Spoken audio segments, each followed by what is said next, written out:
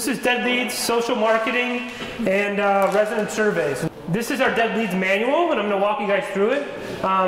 It might not be relevant for everyone in the room, but I think it's relevant to the marketing people and Havanya and Casey that they understand this. Portal.crescentheights.com, and you go to field operations. If I get it on the screen, this is where all your USB will be. Operations Retreat 2014, and then there's a dead leads manual there. So version 3.0. So we'll just open it there. So that's the manual. So what dead leads is, going back to what dead leads is dead leads is a program that we put in place in the condo days, where if a person wasn't qualified, again, they're looking for a 1-bedroom, we only have 2 bedrooms. We're looking for a studio at $800 and we only have a studio at $1,200. Or they decided they didn't like the property because they came through it and they didn't like the way that the gym looked, or they thought that you needed a bigger deck, or they thought that the unit just didn't work for them. The leasing agents have the opportunity to archive someone in Property Solutions, and when you archive them, that means they go to the dead leads department. You don't cancel them, you archive them. And if you archive them, it means they go to the dead leads department right away. So you don't want to deal with people or deal with prospects that aren't real. We want you to focus all your time on real prospects. So if it's not real, you can archive them. And when you archive them, that goes to dead leads. And we'll talk about dead leads in a minute. Go ahead. Is this also people who request information, but you never get time, like you try to follow up with them and there's never... It only happens when there's actual tours of the property and they actually come in, but we need to keep following up. If they have to give us only an email, we have to see if we only email them, but we always want to try to get a phone number and an email. Okay. So, I mean, we hope that we can convert, the goal for that is to convert at least 75%, and some people say 50, I think 75% of the people that have reached out to us into getting them into the office. But at this point where they've actually visited the office and they're actual leads. So they're called tours in our world. So they actually tour the property, and then we've decided, because you need to decide how to best use your time.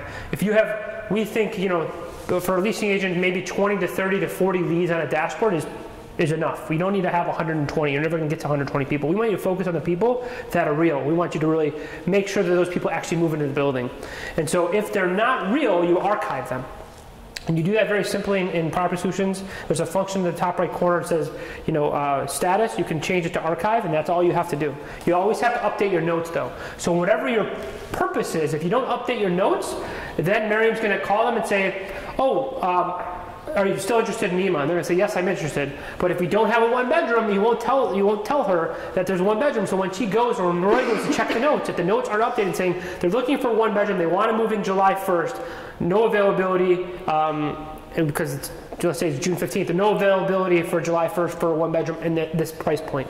Then she'll know. But if you don't put in proper notes, she's not going to know, and then we're going to get a dead lead. Yesterday we got a dead lead for the building, and it boils my blood, and I know it boils Jason's blood, and boils Hava's blood. I think all the leasing agents yesterday were really upset that it happened, and it's because someone didn't follow up with. And it needs to be the most important thing that we follow up with our people. And what happens if there's a dead lead, and I'll go through the actual details, is that if we reactivate a dead lead and they lease here, half of the commission goes away to someone in the corporate office, and it gets assigned to a different leasing agent. So if Casey took him on a tour and decided that she wasn't going to follow up with him, or she archived them and they shouldn't have been archived, and then it goes to dead leads, they reactivate it, then that person isn't your lead anymore. It goes to somebody else in our building, and half of that commission then goes to the corporate office. The other way to get a dead lead is if you haven't followed up with them within 7 days. So there's really 2 ways. You archive someone that really you shouldn't have archived, or you haven't followed up with someone in 7 days. That means you haven't actively called or emailed them within the last 7 days. And we prefer 75% of the time it to be a phone call. But the requirement here in this building is that you call them and you email them. Nobody gets archived if they haven't responded unless you've done both of those things. You're not allowed to just email them. You're not allowed to just call them. You have to do both before you let them dead. Because some people don't like being reached via email, or some people don't like being reached via phone. Go ahead. I'm sure you're... Oh, sorry. Go ahead. Shouldn't you hear the way they reached out to you, what they... No, not always, because you aren't always successful. I would say 3/4 of our dead leads, or maybe even 4/5 of our dead leads, are because we reached out to them and they didn't respond to us, and we did that 3 times. And the requirement from us is that you reach out 3 times before you dead them, but you have to reach out one way both times. You can do 2 phone calls in an email, or 1 email, or 2 emails and a phone call, but we have to make sure we're always reaching out to them both ways. Sales is about being aggressive. It's not about mirroring. If somebody emails me, if I'm going to sell them, I'm going to pick up the phone. People, I think, nowadays underestimate the power of just picking up the phone and speaking to somebody. Yeah, so 75% of the time, the requirement from Miriam's department is that we call them. Our requirement here is 100% of the time. So we don't always do it. I think some people are better at it than others. Christy is very, very good at making sure she does both. I think Nicole's getting better. Kevin needs to improve. But we need to make sure that our goal is always to do both before they go archived. And we always have to respond to someone every 7 days. The automated messages that we send separately is separate. That has nothing to do with you. She excludes those as communication. Because we send automated messages after they visit the property saying what a great location is, what a great amenity package I have, what the great services are. Yours are unique emails and unique phone calls to those people. Otherwise, it goes to the dead leads department, and it's my probably biggest pet peeve is dead leads, because it means that we don't know what we're doing. We're not doing our job. Yep. You're probably going to go over this, but what do you do then? What's your protocol for someone who doesn't want to move in for 2 months, but they want to view it today? Assuming so you could set an appointment. You could set an appointment for yourself to follow up with them, and then she'll ignore it. If you set an appointment that you're going to follow up with them on this date, she will ignore it till it's 7 days past that date, and then it becomes a dead lead again. You put that date in Property Solutions, we'll look at that date, and we'll log that in our spreadsheet. Oh, she said she's going to follow up with him April 15th. So then April 15th plus 7, we'll have it pulled back up that we need to check if we really follow up. But you need to do it you have to do it as an appointment. You can't just do it as a note. It needs to be an appointment so it goes in your calendar so you really truly remember, because then it'll go back in your dashboard that day and say, follow up now. Any other questions from you two? Otherwise, we'll go through all the little details. That's generally what the concept is. And it's a big no-no, and we don't want to have it. We're always in the top 2 or 3 of the best performing buildings as a percentage, but we shouldn't be in the top 3. We should be number 1. So this is what it is, and this is the policy. You have it on the USB. It's also on the portal.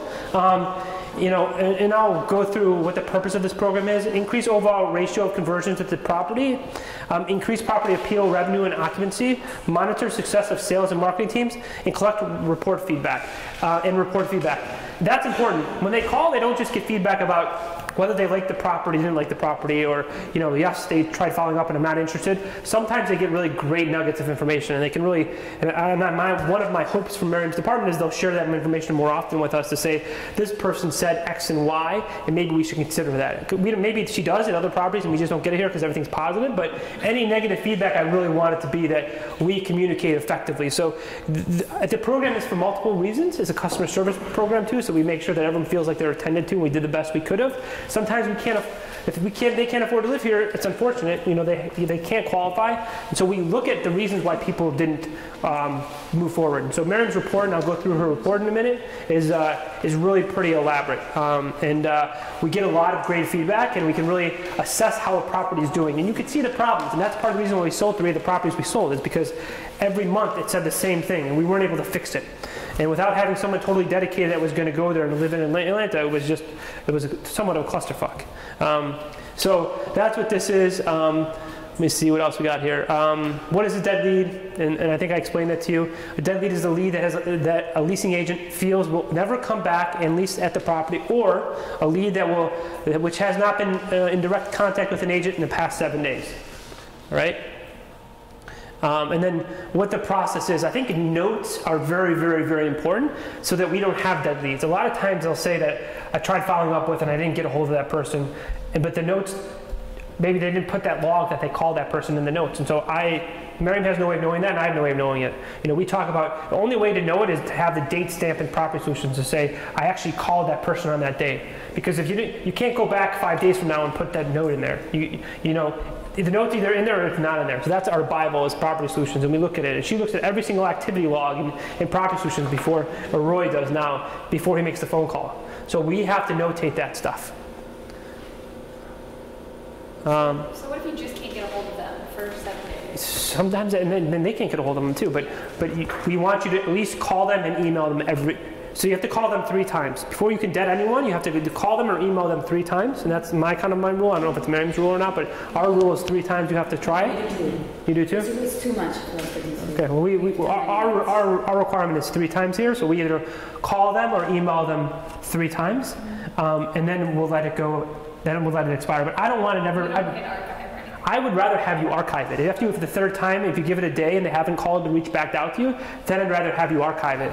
Because I want you to move on to the real leads. I want you to focus on getting the people that are qualified in here and making sure that they lease here. But he is right. Most of the time, most of the time when we see that like the property called them a few times, usually they're not going to answer for us either. Right. Yeah, but sometimes, I mean, our activations, my feeling, and we look at all of them, 4 out of 5 of them are because we tried reaching them, and then Miriam tried reaching them, and they had success, and we didn't have success. Right, but you didn't try it 3 times. If you tried 3 times, like if you reach out, if we see a lot of... I don't agree. I mean, I could show you all the examples, but we don't always do it 3 times 2 different ways. Sometimes we do 3 times in a phone call, sometimes we do 3 times in an email. We don't do both times, both ways. I'm just saying, typically, I find that the ones that we reactivate more often are people who slip through the cracks, that nobody really reached out to them, nobody gave them the extra care and attention, it was just like, oh, he walked in, I don't know, blah, blah, blah, somebody forgot to call, they didn't email, blah, blah, blah. Now, those are other properties. Those aren't our properties, so we have to make sure that she's right, but that should never happen, ever.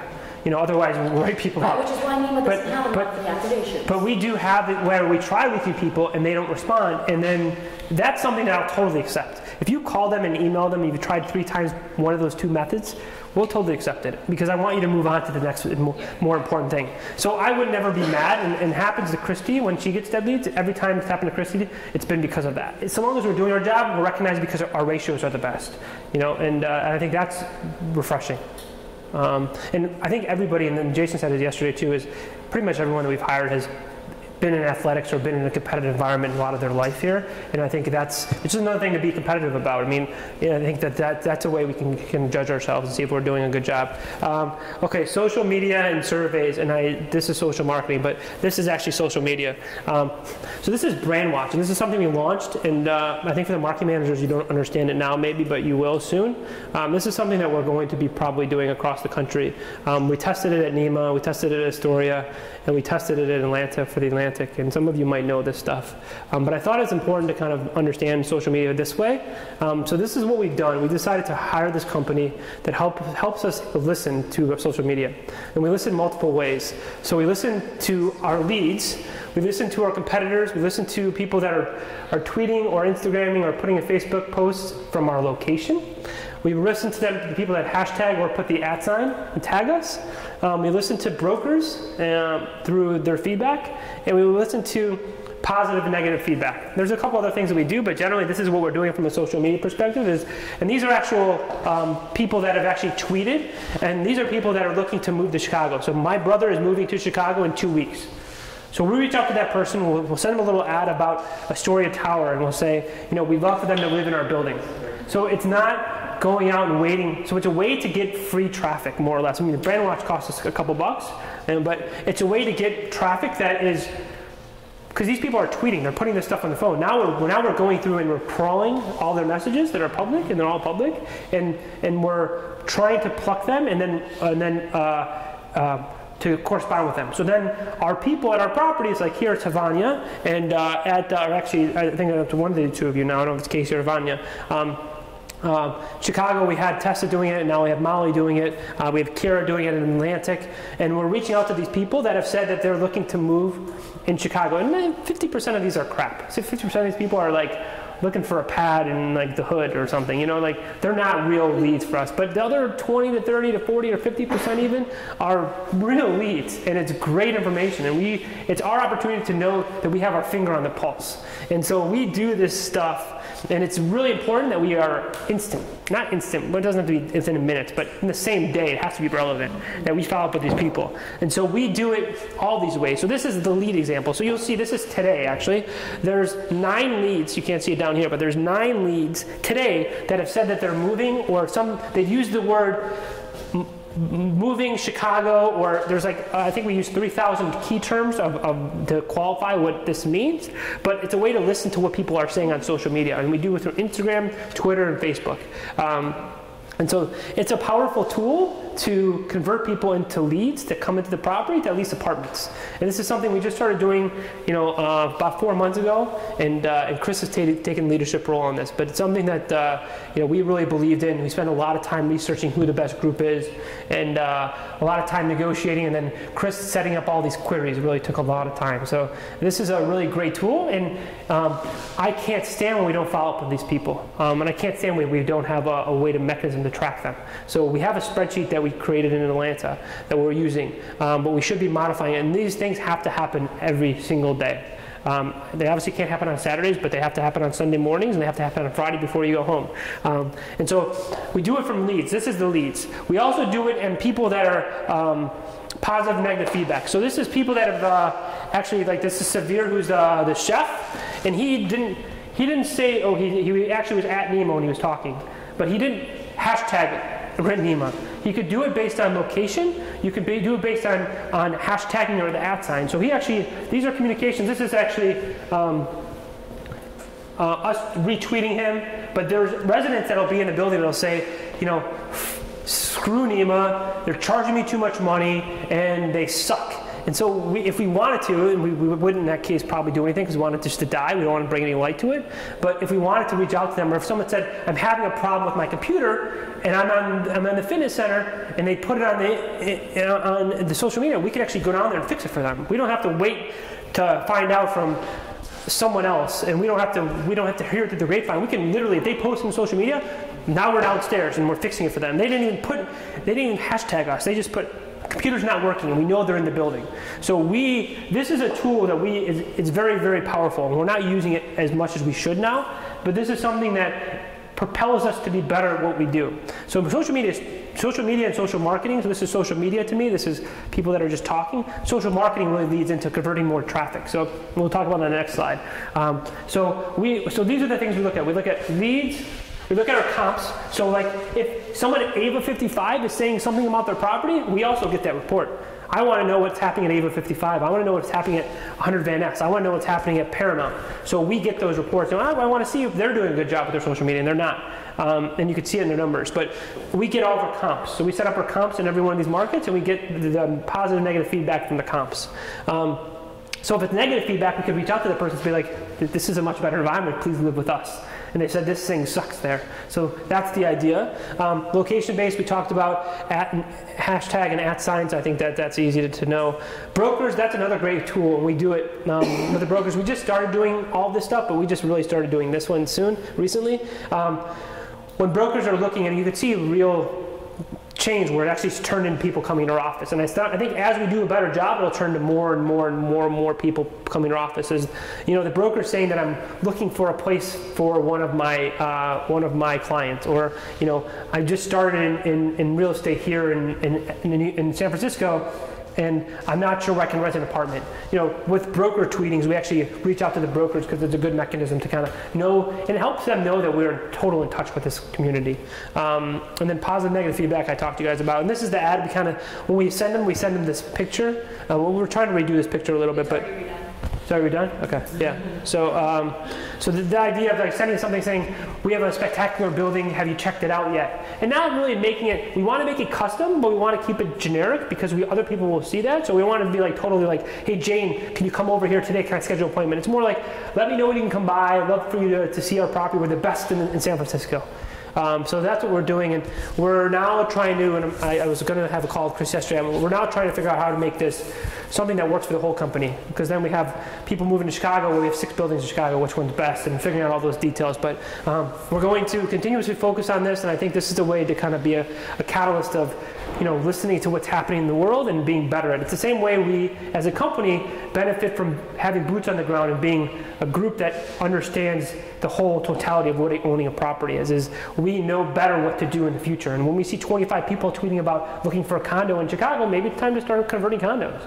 So this is business intelligence. It's really, Carlos, this is something we need to focus on a little bit more. And I don't know how we totally do it, but we have to figure out how we focus on this more, how we get more intelligent about this business. And then social marketing. What Chris reports on is how many times we sent pictures to the corporate office, how many posts we had on Instagram, how many posts we have on Twitter, you know, and then how many additional followers do we have as a result of those posts, and how big is our audience getting. That's what Chris is tracking. What we need to do a better job of tracking is what's the general public doing, not just what are we doing. That's what Brainwatch really does. Yeah, so this is total number of posts in the month by property. You know, some do better job than others, and it's really sending hit content and making sure we post on our own pages. So, you know, obviously some are better than others, and you'll see we actually track how they change month over month. Excludes Google, we also do Google+, but, you know, growth.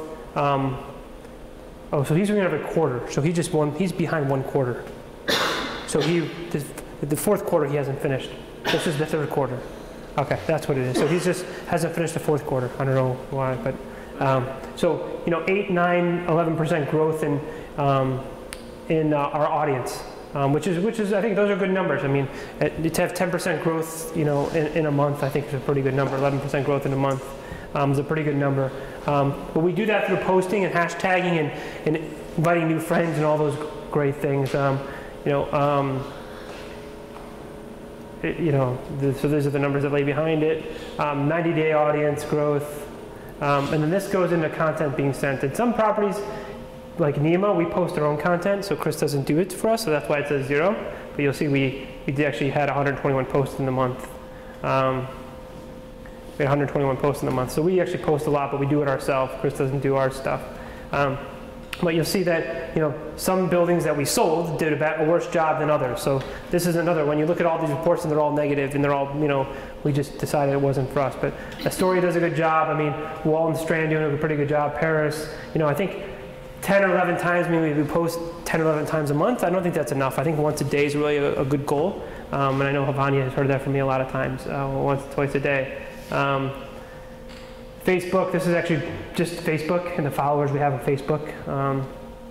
Audience growth on Facebook, posts on Facebook, Twitter. Facebook is obviously the biggest, then Twitter, and then everyone else is like a bundle together. But those two control, I think 70% of the markets is Facebook, 30% of the market's Twitter, and everyone else is 0 pretty much. So Instagram actually has a fair amount of following now, but I think it was bought by Facebook. So.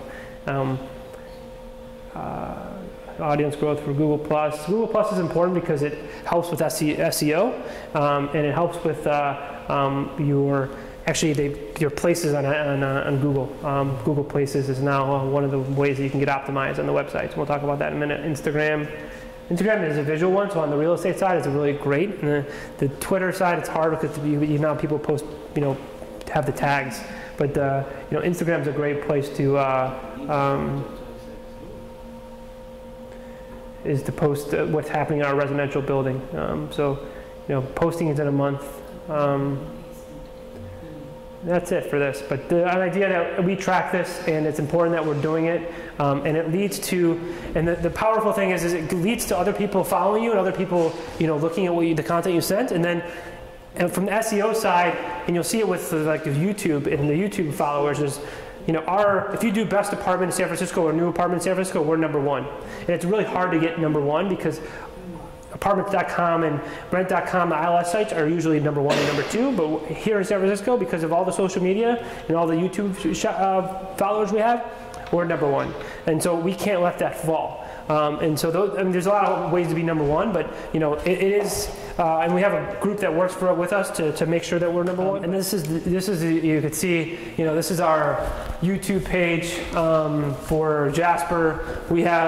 I cut it off. We have 17,000 views for this video that we did, and that's been in the 3 weeks. And then you'll see that NEMA, not only do we ran Google Places first, but we're also on the SEO side first. And this is new apartments San Francisco, we're #1.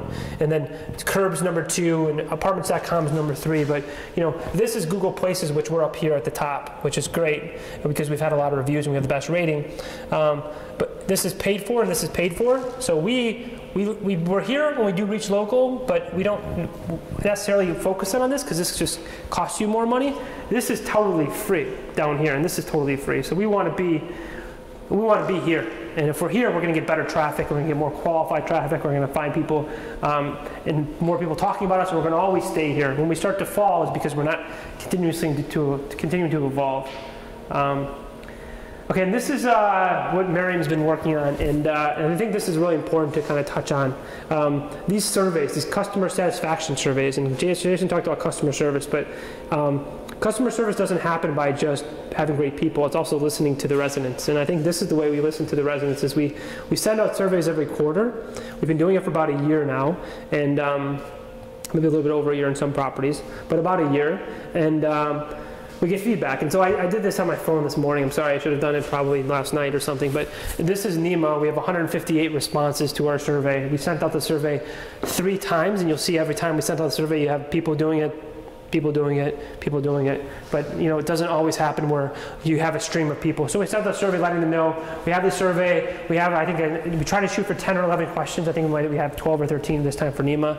They're typically consistent across all of the buildings, so we can compare and contrast. We did a couple of different things here in NEMA this time because we wanted to learn about the gym, because we want to have a baseline for Dan, to judge Dan and his team, is to say what is the customer service in the gym now, what do people use the gym for now, and then we'll do the same survey in a year from now and we'll say, Dan, you've done a good job, or Dan, you haven't done a good job. I think everyone thinks Dan's doing a good job, but this helps us understand what Dan's doing. So we have surveys. We do them for every building. We do them every quarter. It's really important to generate the information, but more important than generating the information is what you do with that information when you get it. So it's something that Miriam and I have been focusing on, and we have debates. But you'll see the questions here, and I probably should have done some kind of fancy report, but I didn't. Exceeded expectations, met expectations. How to have the staff members lived up to your expectations at the property. This is exceeded, met, underperforming. And you can never make everyone happy. You're going to have 5 to 10% of the population that's always going to be negative. They're going to hate everything in the world, especially here in San Francisco, like Berkeley. I mean, everyone hates everything in the world at Berkeley. And no offense to Berkeley, I love Berkeley, but that's the reality. So exceeding the delta of meeting expectations has to be the baseline of saying, yes, we're always going to at least do what we say we're going to do. And our hope is that this number greatly outweighs this number. And it's flattering to know that this number greatly weighs out that number too, which is great that we have people that pay a lot of money and have high expectations already. And that the fact that 80% of the people, or whatever the number is, 70% of the people have said that we've exceeded their expectations from a staffing perspective is very, very good. But more important than those baseline questions that give us a baseline of where we're at is this stuff, and we'll talk about this stuff in a minute.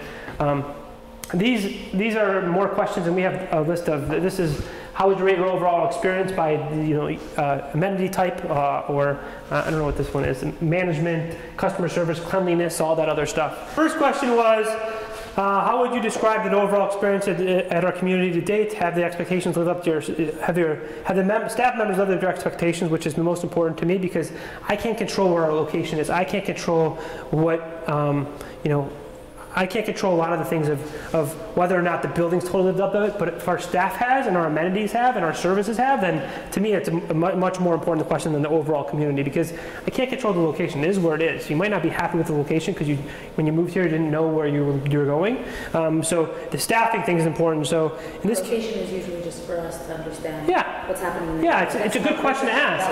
Yeah, it's a good question to ask. But 67% of the people in this building said that we've exceeded their expectations. 28% have said that we've met their expectations, and 4% have said that we're short of their expectations. How would you rate our customer service, amenities, location, residence to community appearance management? How often do you take advantage of the Inspired Rewards? And I think we learned from that is everybody doesn't know what Inspired Rewards means, and so maybe they use it, but they don't know what Inspired Rewards means, which is a problem in itself. Have you? Branding too. When you look at the app, it's not all legal the same way. You're 100% right. I need to go back in on the app. It's discounts. It says discounts. It should say Inspired Rewards. We need to do stuff like that. Exactly. Great point, Jason. Have you taken advantage of your comprehensive assessment? Have you done personal training? Have you done massage? What classes do you like the best? What times of the classes do you like the best? Would you be willing to pay for classes? Those are the questions we ask. But the most important thing that we do is this last thing, where it allows the residents to give us their feedback that doesn't fit this stuff. And this information is super, super powerful if we know what to do with it. And it's the most important part of this survey is not all this other crap. It's what we do with this information, because people individually have said they have these problems and they now think that there's a third party that's going to take care of the problems for them because they haven't got it from the first or the second party. We need to take care of these problems. And so how we do that is we create a response to all of their feedback, and we individually reach out to those people and say, Jane, John, this is your problem you've identified, here's what we're wanting to do with it. And then generally we send out an email to the entire building saying, thank you for the survey, this is what we learned, and this is what we're doing because of what we've learned. And so that's what my next slide is our letters that we've written to the residents here to say, your feedback is very important to us, this helps us be better at what we do, thank you for your feedback, this is what we heard and this is what we're doing for it. The first time we did this, we did a generic one that went to all the residents. The second time we got more intelligent, and Jason and Jansen did a great job of taking all the buckets and then customizing the response. So then if John said he had a problem with X versus Y, we don't send him all the other problems other people identify. We're only sending them the problems that they've identified. But we also gave them a little bit of generic of this is generally what we're doing, so they get a direction of what we're going to be doing in the future. So these emails, and I'm going to actually read one of these emails to you. It's powerful stuff, and that's why these surveys. And we fought at the beginning, and Jill was fighting against me and saying, I think Miriam was fighting too. Is we should do these twice a year, once a year. I was saying no, we do these every quarter. We need to hear what the response is. We're not going to get 200 people or 500 people respond every time, but if we continue to listen, we're going to continue to get better. If we stop listening, we're never going to get better. I just think that what you started implementing of this personal response to the surveys is incredibly important in terms of the follow-up. It really makes people feel like when they talk to us, we're listening. Yeah. Which is really, and then I think it encourages people to do it more. Well, the best feedback, and it says this in the email, is our residents' feedback. And like, we've had residents do things here and come up with things. And we had a guy at the beginning, and I don't want to use his name, but got in Jason's face and screamed at Jason.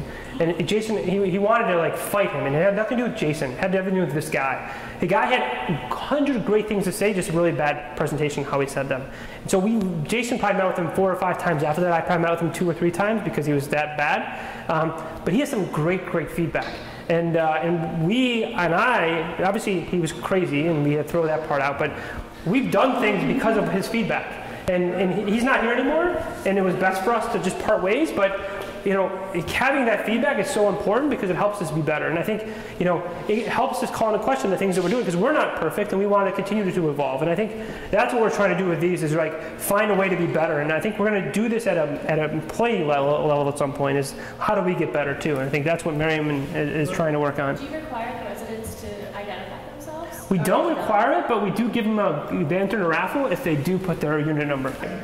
Okay, I'm going to read it to you, and I'm not going to.